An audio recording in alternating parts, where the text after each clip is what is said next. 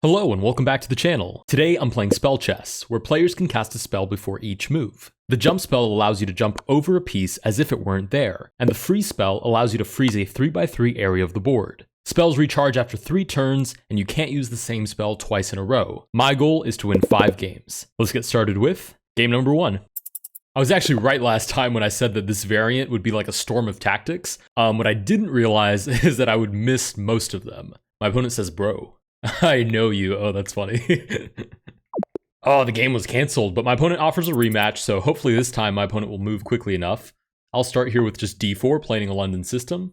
Nice, we get c6 right away, looking to develop the queen, probably hit my king, so it's going to be a little bit out of my normal move order, but I'm going to play c3 next. Oh, that's funny. My opponent just watched one of the videos. All right, let's play bishop to g5. With the very simple idea of placing a jump spell on that e7 pawn and grabbing the queen. And a lot of you guys corrected me last time. I wasn't sure if this was a creepy little nose or a creepy little smile on the pawns, but everybody seemed to agree that it was a nose. All right, we get f6 blocking that idea, but now there's the interesting move e3, which sacks the bishop, but then I could play check. If my opponent blocks, maybe I can place a jump spell and then take the king. The only problem is last time when I tried to bring out my queen too early, my opponent could just place a jump spell on this pawn and then take my queen with their rook. So for now, I'm just going to move my bishop back. Maybe I can tempt g5, and I can definitely stop e5 indefinitely because this doesn't actually protect e5. It's just pinned to the queen. Oh no, but I've dropped my... Oh goodness. Okay, wait, this is kind of like I kind of dropped my bishop, but at the same time I didn't. I'll admit that I didn't see it, but my opponent can place a jump spell on the pawn and take my bishop. The problem is I can also place a jump spell on my pawn and recapture, which would win me the exchange. So I'll admit I didn't actually see that, but luckily we do have that save. We get bishop to f5. I'm going to go ahead and play e3, and maybe I can play queen to h5 check if I place a freeze spell on this pawn, right? Because then there's no jump spell because my opponent wouldn't be able to move any of these pieces if I place that freeze spell. So the rook can't actually take the queen, and maybe I can force capturing the king. I suppose my opponent would just move the king out of the way. And I'm not really sure what the follow-up would be there, but it seems like an interesting idea. Okay, bishop takes the knight on b1. I don't think I have to overthink just recapturing, so I'm just going to take back. Fair trade. Queen comes out with the obvious idea of the jump spell. Oh, that's a really interesting idea. My opponent captured this knight precisely to move the rook out of the way. Now the rook can't jump and take the queen. And my opponent is now threatening to obviously take my king with that jump spell, so I'm going to play b4, stop that idea. Okay, queen takes. There's the kind of amusing idea of like rook moving over, and then I place a freeze spell right here on b3, which freezes all of these squares. But then my opponent could just place a freeze spell on my rook, and on the next turn after move the queen away. So I'm not going to bother doing that. Instead, I'm just going to develop my bishop, protect my rook, and then maybe I can still play queen to h5 check. Okay, we get pawn to b5. Let's see, if I play check and then place a freeze spell right here, my opponent will probably just move the king out of the way and then freeze my queen. And at that point, I really haven't accomplished anything. So I'm going to play knight to f3 and just look to castle. Okay, queen moves back. It's kind of like offering a queen trade, but what happens if I take and then place a freeze spell right here, stopping all of these pawns? I guess my opponent would freeze my queen and move something else. At which point, maybe I can just take and then move my queen back. So I think that works. Let's first cast the spell. Okay, freeze spell, and I want to cast it. Yep, right there to catch all of those pawns. And then I'm going to take the queen.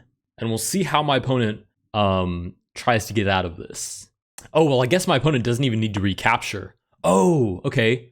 Right, because there is the idea of the spell, and then just taking back with the rook, which should be totally fine. But my opponent does what we originally calculated, which is freeze the queen, and then move the knight to d7. So what happens now if I take? My opponent might take back, in which case I can definitely move my queen on the next turn, or my opponent may cast a jump spell and jump over, in which case I can take back with the bishop. So either way, I think we're better off there.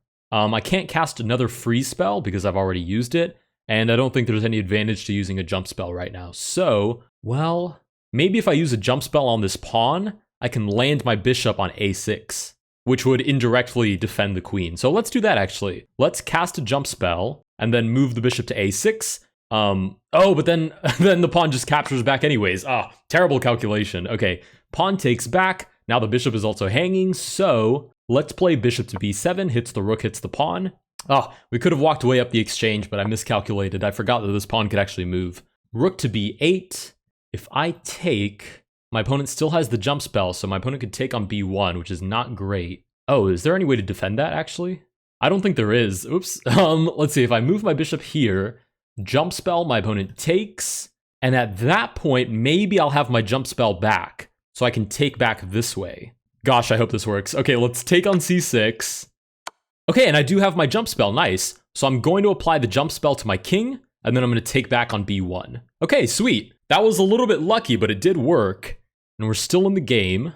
Oh my goodness. There's no way I just applied a jump spell to my own king, and I could have applied it to the knight. Oh my goodness. Wow. Okay, we'll call this our warm-up game because I am missing things left and right. The good thing is, at least now, I'm checking for them, so I'll notice them after I miss them. Wow, that was pretty bad. Okay, we'll see if we get another chance to use that, though. My opponent comments in chat, OMG, you should have captured the king with the bishop. Oh, that's pretty funny. Okay, we get king to f7. I guess let's go ahead and take the free knight.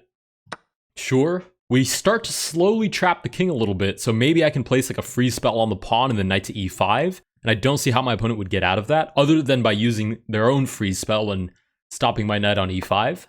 Okay, we get pawn to g5. I don't believe I can take. Let me think. If I take, and then I place a free spell right here, I stop all of these pieces from moving. But then my opponent can just place a free spell back on my knight, which would stop all of these pieces from moving, and unfreeze their own pawn, at which point they could take on the next turn. So I don't think that benefits me. Let's go ahead and just take a pawn, sure. And maybe we can reroute this way and have another stab at the king. Okay, knight over to h6. Let's play the bishop back. Don't really care about this bishop. Okay, we do get e6. My opponent sees it right away. Let's play rook over. Again, I'm okay with hanging the bishop as long as I can take with check. Okay, we get pawn to a6. I only have 15 seconds left, so I've got to pick up the pace quite a bit here. This pawn is still technically hanging, and I don't see how my opponent can really defend it, so I'm going to go ahead and take it. I'm still looking for rook to a7, grab at the king. Okay, rook over here. Let's play this. We're threatening the king right away. If the king moves up, maybe we have check. Okay, rook takes c3, and then my opponent freezes my own rook. 7 seconds. Let's just move the bishop back, I guess. We've unfrozen our own rook. Oh, but we don't have a jump spell. Okay, let's freeze our opponent's rook, and then move our own rook to threaten it. I guess should be fine. Oh, and I don't have any jump spells left. Oh, I see the issue. I only had one jump spell to begin with. Okay, we'll at least win this rook back, and we should be able to convert this endgame. Only have 3 seconds left. I do get 2 seconds back for every move, but I have to be quick here. Sure, let's move the king out of the way. This time scramble is going to be a rough one for me. Can probably go ahead and pre-move that check. Sure, we'll pre-move the capture. We'll pre-move the recapture as well with check. Let's pre-move check. King moves back, check again. Okay, I've gained back enough time that I can probably think for a little bit in a moment here. We probably have check. This bishop is looking into my opponent's position. We're up on time now, so that was a good little conversion we had there. Okay, opponent freezes a lot of my pieces. Let's play check anyways. And I probably should have frozen the king.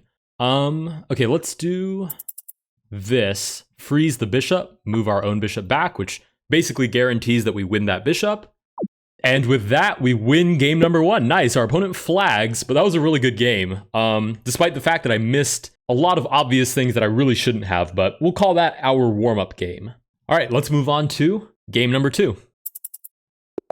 All right, game number 2, that gamer boy with a burger PFP, which is quite funny. Let's play c6. I'm probably just gonna play a solid Caro-Kann and try not to fall for anything silly. And it's worth noting that I only have 2 jump spells. I don't know why I thought I had 5 and 5. I only have 2. 2 jump spells to work with. Let's go ahead and fianchetto. We're going to play really nice and solid. I know I said I was going to play a Caro-Kann, and suddenly we're looking at like a Perk Modern sort of setup, but I figure the more solid I can play, the better. Let's go ahead and fianchetto. We're going to play d6, knight to f6. A little bit of a weird move order, but I'm kind of leveraging against any weird checks. We get knight to g5. If I boot the knight, freeze spell on all of these pieces, and then my opponent would just take on f7, at which point I could freeze my opponent and just make any other move, which might be totally fine. It kind of exposes my king more than I'd like, but it shouldn't be losing by any means.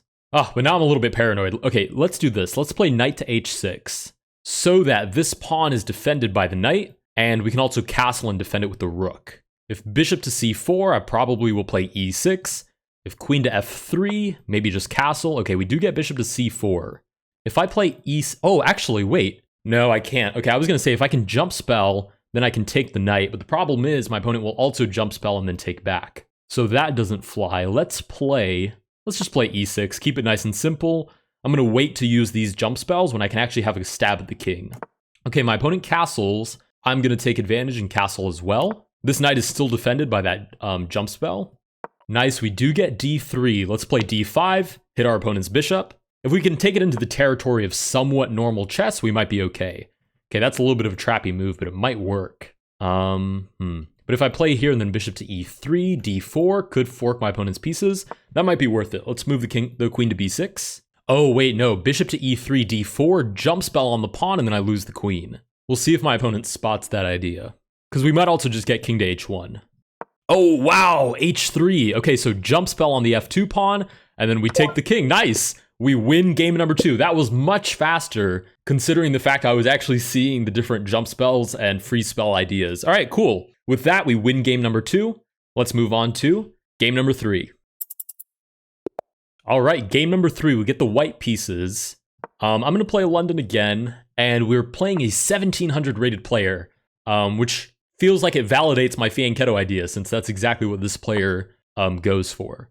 Play knight to f3. We get e6 right away with this kind of scary idea, so I'm going to play c3 right off the bat to stop that. Oh, and it rhymes, nice. Maybe we have ideas of bishop to g5 with some sort of jump spell to win the queen. My opponent says hi. Okay, we get pawn to e5. I could just take a free pawn. Wow, arrows as bad as always, but I could just take a free pawn, or I could play bishop to g5. If my opponent places a free spell on these different pieces and takes my bishop, then I could play h4, freeze this square, and I don't see how my opponent doesn't lose the queen. So, bishop to g5. Ooh, bishop to b4.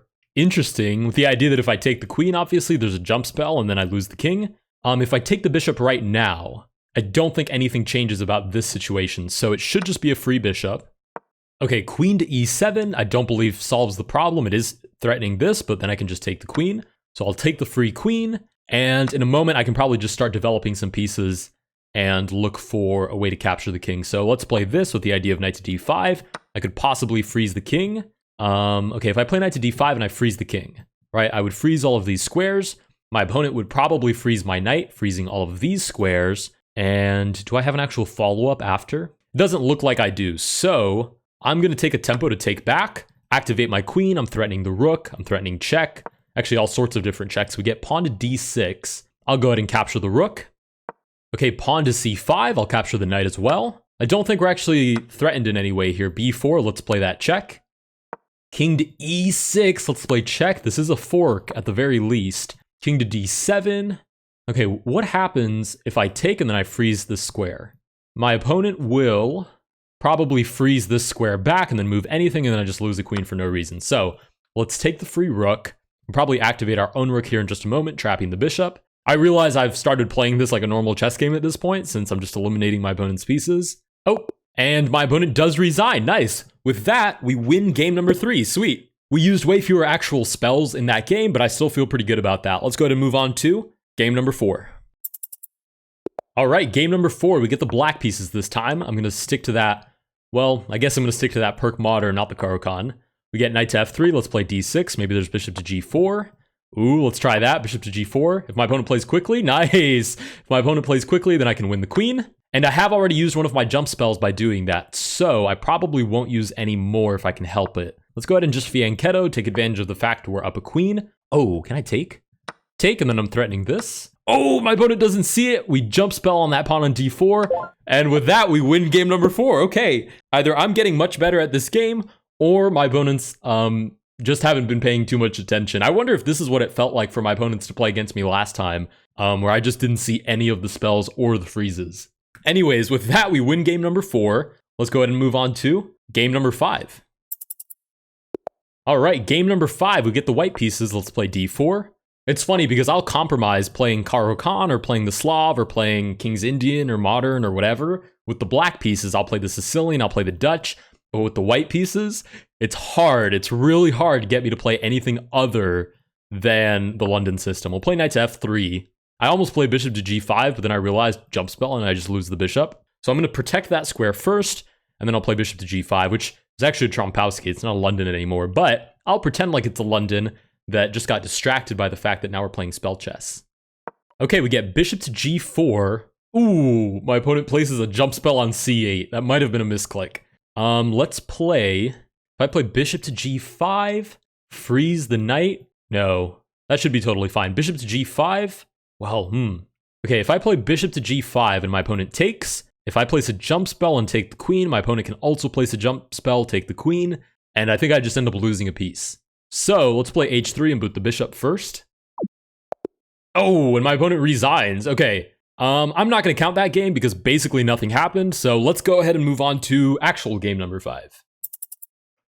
All right, we get the white pieces again, d4, d5, sure, let's play knight to f3 with that same idea of bishop to g5. Okay, e6, right away threatening this, and if I block it, jump spell, and then I lose the king, so I basically have to play c3. And in a way, it kind of sets me up for queen to a4, which is kind of interesting. Of course, my opponent could block, and then place a freeze spell on my queen, at which point it doesn't really do anything, but it's worth keeping in mind. Let's go ahead and pin the queen, or rather pin the knight to the queen, threatening to take the queen. Queen to d6 definitely moves the queen out of the line of sight of the bishop. Doesn't seem to set up anything on its own, however. Let's play knight to d2. Okay, h6, let's go ahead and trade to buy back the tempo, meaning that I take, my opponent takes back, it's my turn again. Let's play e3 with the idea of bishop to b5, jump spell, and then hopefully just finish off the game right there. Okay, h5, let's play check. My opponent has to place a freeze spell before blocking the check. If my opponent simply blocks the check, I win. Oh, king to d8, interesting. Moves the king just completely out of the way. I mean, I guess that's one way to play it. And now I'm a little bit hesitant to castle, because I'm not really excited about this idea. Okay, in that case, let's play queen to a4. Oh no, queen to a4 falls for... How do I... Oh my goodness. Please don't see it. Please don't see it. Oh, how did I do that to myself? I was thinking queen to a4, queen to a5, and to continue putting the pressure on the opponent, but wow. Walks right into this. Holy smokes, opponent doesn't see it. So, first thing I'm going to do is place a freeze spell on the rook, and then I'm going to go ahead and castle long. Right, I'm castling long because I really don't want to castle into any sort of tactic with my king involving jump spells. I could place a jump spell on a7 and then just take, which I think would be really hard for my opponent to defend. And then the other option, obviously, is to just take back. I don't think this bishop is actually causing me any problems. King's on a dark square, and both of my opponent's dark squared pieces don't actually have a line of entrance. So let's place that spell and capture the rook on a8. Luckily, that little slip up worked in our favor, but I might not be so lucky next time. Obviously, the threat now is to wait 3 turns and take the king. Ooh, bishop to c6 almost works, but it just hangs the knight right away. So I'm going to take the free knight with check. King does move out of the way. And now, if bishop to g7 hits the queen, I can always just take on a7. I don't have a jump spell to take the rook.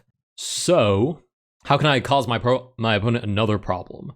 I could play like knight to e5 with check, and then freeze this square. In which case, my opponent would kind of have to freeze my knight. So it would probably freeze this square. And then move whatever, so like bishop to g7, for example. I wouldn't be able to use a free spell twice, so there wouldn't be a way to save my knight from that. So I'm just going to take on a7, get my queen out of danger. It's a little bit slower, but I think knight b3, knight c5 with a more clean check that's actually supported and not actually under attack is a smoother way to play this out. Ooh, pawn to e5, sure. Let's play knight to b3. I do have that jump spell active again, so I'm going to take back, well, yeah, I'm going to take back with the rook, with the idea of the jump spell and then taking the queen. Oh, queen moves out of the way, but inadvertently reveals the king. So we do win game number 6, and that is our 5th victory. If you guys did enjoy this video, please consider liking and subscribing. Let me know down below if you really enjoyed spell chess. I know I like it even when I pull my hairs out because I missed a free queen. And I will see you guys in the next one.